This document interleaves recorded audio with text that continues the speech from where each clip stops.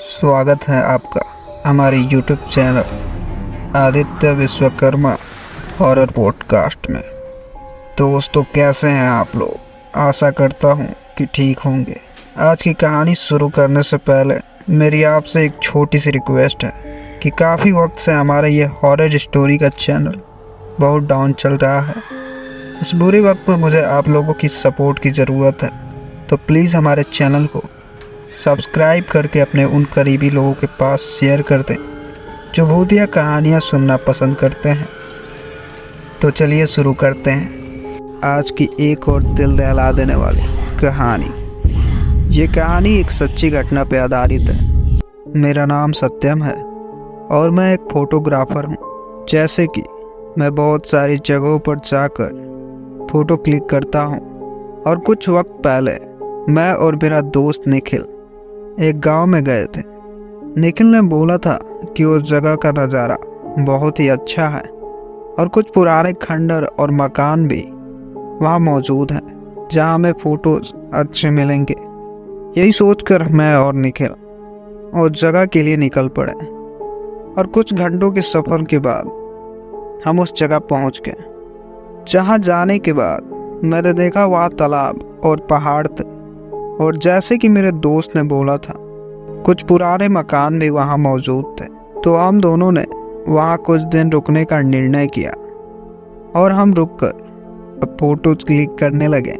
कि एक दिन हम फ़ोटो क्लिक कर रहे थे कि अचानक मेरी नज़र एक मकान पर पड़ी जो दिखने में एक पुरानी हवेली के जैसे प्रतीत हो रहा था, और उसके बगल में एक सूखा हुआ तालाब था। लेकिन उसे दूर से देखते ही हमें वो हवेली नुमा बंगला अपनी ओर आकर्षित करने लगा। उस बंगले को देखते हुए मेरे दोस्त ने मुझसे कहा, यहाँ से हमें अच्छा व्यू नहीं मिलेगा और आगे चलते हैं। लेकिन शाम भी हो चुकी थी, सूर्यास्त हो ही रहा था, जिसे वो बंगला देखने में और भी ज़्यादा खूबसूरत लग रहा था। हमने सोचा कि सूर्यास्त के समय वो बंगला इतना सुंदर दिखता है तो रात में कितना अच्छा दिखेगा, क्योंकि उस वक्त चांदनी रात थी। फिर मैं और मेरा दोस्त हम आगे बढ़ने लगे, और उस बंगले की तरफ अभी हम आगे बढ़ ही रहे थे कि अचानक एक पागल से दिखने वाली बूढ़ी औरत हमें चीख चीख कर अपने करीब बुलाने लगी। और जैसे ही हम उस औरत के पास गए तो वह हमसे कहने लगी, वहाँ मत जाओ बेटा, वहाँ कोई गांव वाला नहीं जाता, वो जगह श्रापित है और भूतिया है। वहाँ आज से पहले जो भी गया है कोई लौट कर नहीं आया। बेटा, तुम लोग भी नए लगते हो, तुम्हारे भले के लिए कह रही हूँ, वहाँ मत जाना। पर हमें लगा कि वो बूढ़ी औरत पागल है, क्योंकि इतना सुंदर जगह कैसे भूतिया हो सकता है। वहाँ हम दोनों ने उस बूढ़ी औरत की बात नहीं मानी और उस बंगले के पास जा पहुँचे। अब धीरे धीरे काफ़ी रात भी होने लगी थी, और उस चांदनी रात में हम दोनों गेट के अंदर जाकर उस बंगले को देखने लगे कि तभी हमने वहाँ देखा कि उस बंगले के पास एक तालाब था, और वहाँ हमने देखा तो बहुत सारे मटके रखे हुए थे और तालाब भी सूखा हुआ था। ये सब देख मेरा दोस्त डर गया और उसने मुझसे कहा, कहीं वो बूढ़ी औरत सच तो नहीं बोल रही थी। पर मैंने उससे कहा, ये सब बकवास की बातें हैं। और हम दोनों उस बंगले का फ़ोटो खींचने लगे, और हम दोनों के कैमरे की बैटरी भी फुल चार्ज थी कि तभी उस समय हमारे साथ कुछ पैरानॉर्मल एक्टिविटी होने लगी। उस बंगले के बाहर से कुछ कुत्तों की रोने की आवाज़ें एकदम से आने लगी। हमने सोचा ये सब तो आम बात है, ऐसा तो अक्सर गांव में होता है। फिर हमने अंदर जाने का सोचा, और हम दोनों उस बंगले के अंदर दरवाज़ा खोलकर जा पहुँचे तो हमें उस कमरे के अंदर से एक अजीब सी बदबू आने लगी। और जैसे ही हम उस कमरे के अंदर गए तो हमें एक अलग तरह की डरावनी और अजीब व गरीब आवाज़ें उस कमरे से सुनाई दे रही थी, और हमें नकारात्मक शक्तियों के होने का अनुभव होने लगा था। और देखते ही देखते उस हवेली के अंदर का दृश्य और भी खौफनाक होने लगा। चारों तरफ का माहौल देख हमें डर तो लग ही रहा था कि तभी हमने सोचा कि यहाँ हॉरर इमेज बहुत ही अच्छी आएगी। एक पल को हम सब कुछ भूलकर फोटो क्लिक करने में लग गए और देखते ही देखते कब रात हो गई हमें पता ही नहीं चला। हम थोड़ी देर और यहीं रुककर फोटो खींचना चाहते थे, लेकिन काफ़ी रात हो गई थी और रात के तकरीबन 11:45 हो रहे थे कि तभी मेरे दोस्त को दीवार पे टंगी एक तस्वीर दिखी, जिसमें 2 बच्चे और एक औरत, एक आदमी का तस्वीर था। वो तस्वीर देखने में काफ़ी पुराना लग रहा था। इतना देखकर मेरे दोस्त ने मुझे अपने पास बुलाया और मैं अभी अपने दोस्त की ओर बढ़ ही रहा था कि तभी उस कमरे से किसी बच्चे की रोने की आवाज़ मुझे सुनाई दी। वो बच्चा रोता हुआ जैसे मानो हमसे कह रहा था, मुझे आपकी मदद चाहिए। उस आवाज़ को सुनते ही हम पूरी तरह डर से कांप उठे कि तभी उस हवेली के बाहर से कुत्तों की रोने की आवाज़ें और भी बढ़ गई, जैसे मानो ऐसा लग रहा था कि ये हमारी आखिरी रात है। धीरे धीरे चारों तरफ का माहौल बदलने लगा और चारों तरफ से कुत्तों और लोमड़ियों की रोने की आवाज़ आ रही थी कि तभी मेरा दोस्त उसी कमरे की ओर बढ़ने लगा जिस कमरे से उस बच्चे की रोने की आवाज़ें आ रही थी। मैंने अपने दोस्त को टोकते हुए थोड़ी डरी आवाज़ में कहा, अरे वहाँ मत जाओ, वहाँ खतरा है। मेरे इतना कहने पर भी उसने मेरी एक ना सुनी और वो उसी कमरे की ओर बढ़े जा रहा था। उसे देखकर ऐसा लग रहा था कि वो अपना आपा खो चुका है और किसी के सम्मोहन में आकर वो उस कमरे की ओर जा रहा है। मैं दौड़ता हुआ अपने दोस्त के पास उसी कमरे में जा पहुंचा और मैंने उसे झकझोरते हुए कहा, यहाँ से चलते हैं, मुझे यहाँ कुछ ठीक नहीं लग रहा है। मेरे साथ तो कुछ नहीं हो रहा था, जैसे कि मेरे शरीर को कोई नुकसान नहीं हो रहा था, लेकिन हाँ, मुझे अपने आसपास नकारात्मक शक्ति के होने का अनुभव जरूर महसूस हो रहा था कि तभी मेरा दोस्त एकदम से मुझसे कहने लगा, मुझे किसी बच्चे की रोने की आवाज़ आ रही है। लेकिन ताज्जुब की बात तो ये थी कि दूर दूर तक हमें कोई बच्चा दिखाई नहीं दे रहा था। मैंने अपने दोस्त को हिम्मत देते हुए कहा, यहाँ कोई बच्चा नहीं है, हमें जल्दी यहाँ से निकलना होगा। कि तभी हमारे कैमरे की बैटरी डिस्चार्ज हो गई। आते वक्त हमने फुल चार्ज किया था। यूँ अचानक से बैटरी का डिस्चार्ज हो जाना मुझे समझ में नहीं आ रहा था। अब हम दोनों जैसे तैसे वहाँ से भागने लगे कि तभी भागते हुए उस हवेली के बाहर मेन गेट पर हम पहुँचे और हमने देखा तो उस गेट में लॉक लगा हुआ था और वो बुढ़िया गेट के बाहर बड़ी अजीब तरह से हमसे कहने लगी, मैंने तुम्हें चेतावनी दिया था लेकिन तुमने मेरी एक ना सुनी। मैंने कहा था कि बेटा अंदर मत जाओ, लेकिन तुम लोगों ने मेरी बात नहीं सुनी। इतना कहकर वो औरत बड़ी ही अजीब तरह से हाईवे की ओर भागने लगी कि तभी एकदम से एक तेज रफ्तार की एक गाड़ी उस औरत को रोनते हुए उसके ऊपर से गुजर गई, जिसके कारण मौके पर ही उस बूढ़ी औरत की मृत्यु हो गई। अपने आंखों के सामने उस औरत की इतनी बुरी तरह से मृत्यु देख हमारी रूह कांप उठी। इतने वक्त में मेरे दोस्त ने गेट पर लगे उस ताले को तोड़ दिया और हम दोनों वहां से बिना पीछे मुड़े भागते हुए जिस रूम पर हम ठहरे हुए थे वहां पहुंचे और रूम पे आते ही मेरे दोस्त की तबीयत खराब हो गई और इधर इतना कुछ असामान्य रूप से देख मेरा भी डर के मारे हालत खराब था। रात भर मुझे नींद नहीं आई। अगली सुबह मैंने आसपास में रहने वाले गांव वालों से कल रात की घटना के बारे में बताया। उन्होंने हमें बताया कि उस हवेली में एक औरत होगी जो दिखने में पागलों के जैसे लग रही होगी। हमने गांव वालों की बात पर हाँ कहा। एक बूढ़ी औरत थी, उसने हमें उस हवेली में जाने से मना किया था कि तभी उन लोगों ने हमें बताया कि उस हवेली में वो औरत नौकरानी की काम किया करती थी और उस हवेली में जो 2 बच्चों के एक साथ उनके माता पिता की तस्वीर लगी हुई थी, उन बच्चों का पिता एकदम पागल हो गया था। ये तकरीबन 20 साल पहले की बात है। वो बच्चे और उनके माता पिता कुछ दिनों से हवेली से बाहर नहीं निकल रहे थे। कुछ दिनों तक उन लोगों को न देखने की वजह से हम गांव वालों को ये पता चला कि वो पागल इंसान धीरे धीरे एक एक कर अपने ही बीवी और बच्चों को मार के उनके शरीर के कई टुकड़े करके एक मटके में डालकर उसे हवेली के पीछे वाले तालाब में डाल दिया था और खुद अकेला रहता था। और वो जो बूढ़ी औरत थी, एक दिन वो उस बंगले में जा पहुंचे और उसने देखा कि 2 बच्चे खून से खेल रहे थे और उस आदमी की औरत उस आदमी को मरा हुआ शरीर रूम के अंदर ले जा रही थी।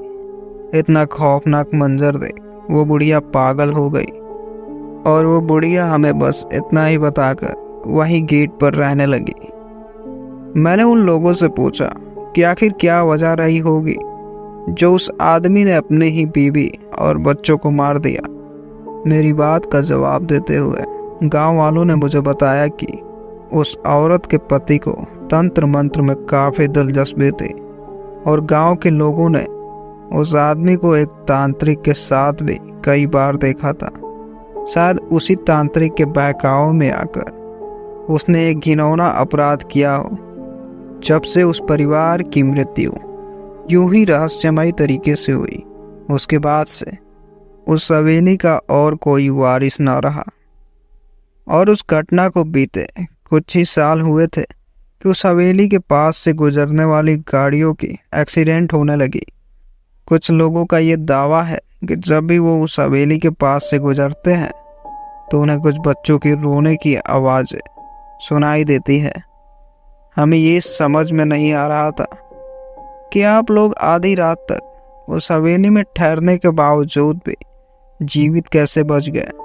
अभी गांव वाले हमें उस हवेली के बारे में बता ही रहे थे कि एकदम से मेरा दोस्त निकल जमीन पर धड़ाम से नीचे गिर पड़ा और मुझे अब कुछ ठीक नहीं लग रहा था।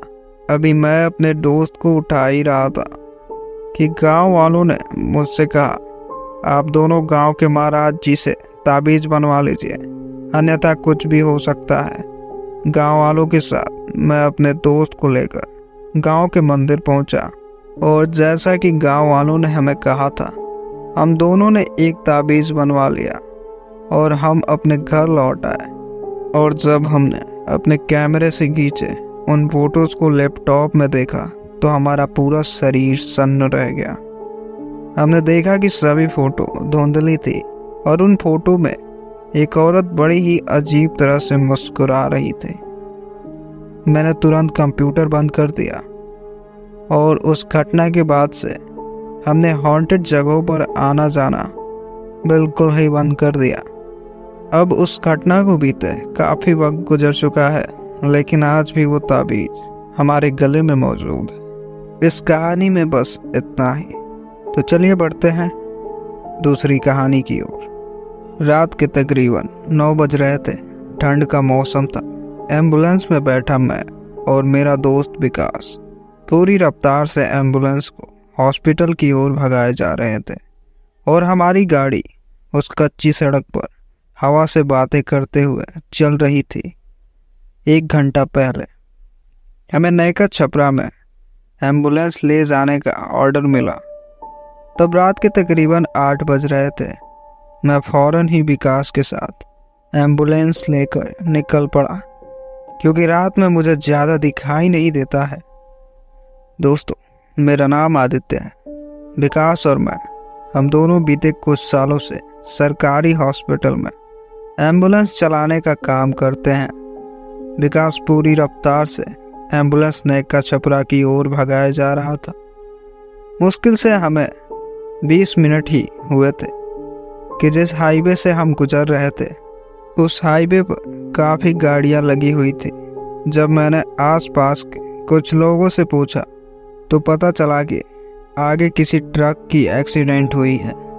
इस वजह से आगे तक रोड जाम है कि तभी विकास ने हमारी गाड़ी को एक कच्ची सड़क की ओर मोड़ लिया।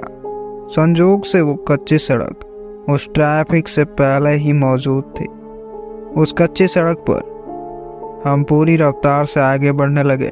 दरअसल उस रास्ते को लेकर स्थानीय लोगों का ये मानना था कि उस सड़क पर दुष्ट आत्माओं का साया है, क्योंकि उस सड़क पर आए दिन दुर्घटना होती रहती है। नैका छपरा लगभग अब हमसे 5 किलोमीटर की ही दूरी पर शेष बची हुई थी कि तभी एकदम से विकास ने गाड़ी की ब्रेक लगा दी और जैसे ही हमने सामने की ओर देखा तो सड़क के बीचों बीच एक बूढ़ी औरत बैठी हुई थी, जिसे देख हम दोनों सहम उठे। और इधर नैका छपरा से हमें बार बार कॉल आने लगा था। मैं एकदम से एम्बुलेंस से नीचे उतरा और उस बूढ़ी औरत से मैंने विनम्रतापूर्वक कहा, दादी रास्ते से हट जाइए, हम बहुत जल्दी में हैं।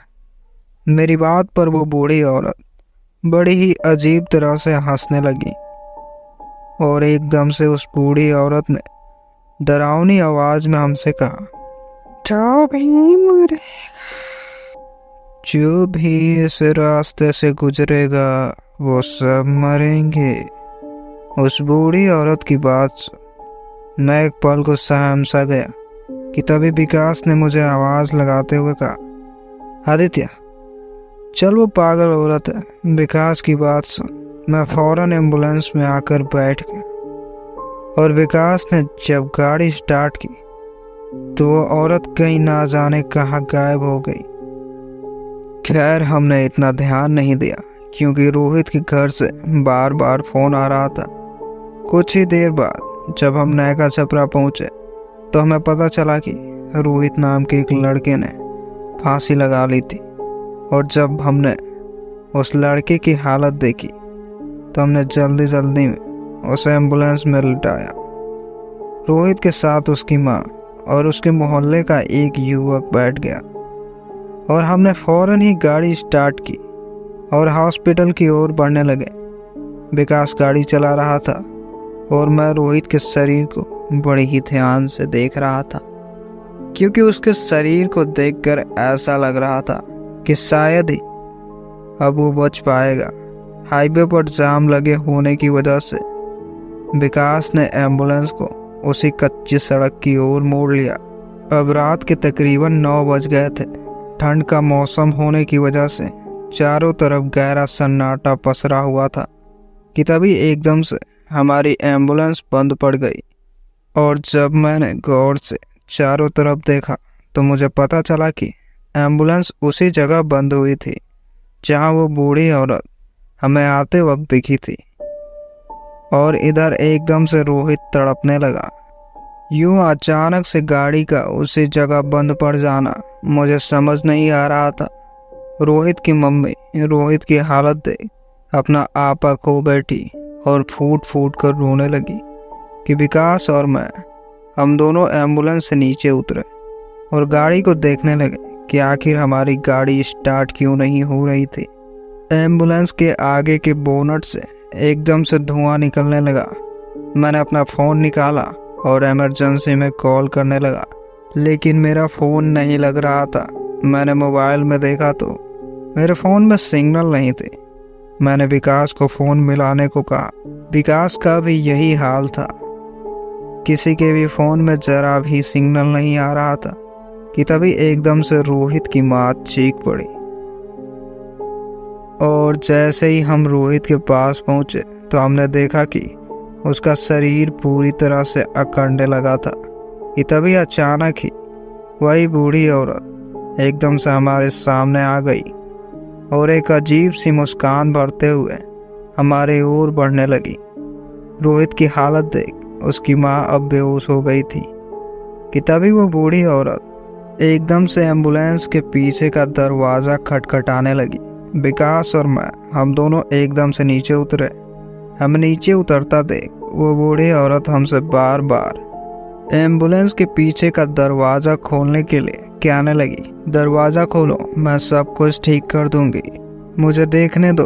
वो बूढ़ी औरत इतना कह ही रही थी कि तभी विकास ने एकदम से दरवाज़ा खोल दिया और जैसे ही उस बूढ़ी औरत की नज़र रोहित के ऊपर पड़ी, सब शांत हो गया। और देखते ही देखते वो बूढ़ी औरत कुछ अजीब तरह के मंत्र बुदबुदाने लगी। उस मंत्र की ध्वनि जैसे ही मेरे कानों से टकराई, एकदम से मेरे आंखों के सामने अंधेरा छा गया और मैं बेजान होकर नीचे गिर पड़ा। जब मेरी आंख खुली तो सुबह हो चुकी थी। मैंने अपने अगल बगल में देखा तो सब लोग बेहोश थे और जैसे ही मैंने एम्बुलेंस की ओर देखा तो मैं घबरा गया, क्योंकि रोहित एम्बुलेंस में मौजूद नहीं था। मैंने गाड़ी में मौजूद पानी की बोतल से कुछ छींटे मारकर सबको उठाया और जैसे ही सब ने देखा कि रोहित एम्बुलेंस में नहीं है, सब हैरान हो गए। हम सब चारों तरफ रोहित को आवाज़ लगाकर ढूंढने लगे, लेकिन काफ़ी वक्त तक ढूंढने के बाद भी जब रोहित हमें नहीं मिला तो मैंने विकास को और रोहित की माँ और उसके पड़ोस के भैया को एम्बुलेंस में बैठने को कहा। और जैसे ही मैंने एम्बुलेंस स्टार्ट किया तो एकदम से एम्बुलेंस स्टार्ट हो गई। तो दोस्तों, आज की कहानी में बस इतना ही। आखिर क्यों रोहित ने फांसी लगाई थी और कौन थी वो बूढ़ी औरत, और आखिर रोहित का शरीर कहाँ गया? क्या रोहित अभी जिंदा है या मर गया? ये कहानी कई तथ्य खड़े कर रही हैं। अगर आप चाहते हैं कि मैं इस कहानी का पार्ट 2 जल्द लेकर आऊँ तो अब इस वीडियो को जितना हो सके आप शेयर कर दीजिए। अगर इस वीडियो पर आपके 20 कमेंट आ जाते हैं तो मैं कुछ ही दिनों के अंदर इस कहानी का अगला भाग ज़रूर अपलोड कर दूंगा। यहाँ तक कहानी सुनने के लिए आपका बहुत बहुत धन्यवाद।